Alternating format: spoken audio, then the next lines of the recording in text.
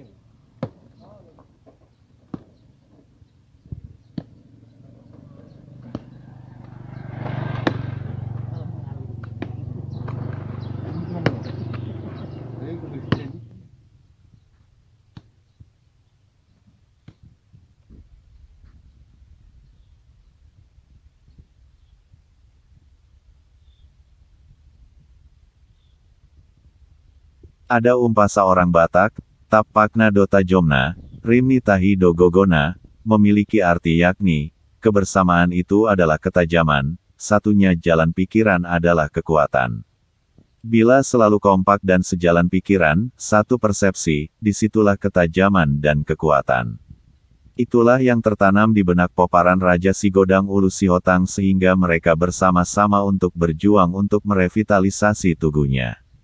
Mardaka Madakana, Marating Maratingna, Ia Gabe Maamana, Sai Gabe Manang Anggina, Balitang Mapagabe, Tumundalhon Sitandoan, Arita Magabe, Molo Marsi Paolo Oloan, Eme Sitambatua, Parlinggoman Ni Siborok, Luhut Mahita Martua, Debatama Namarorot, Horas, Horas, Horas. Gabe Razanami Gabe.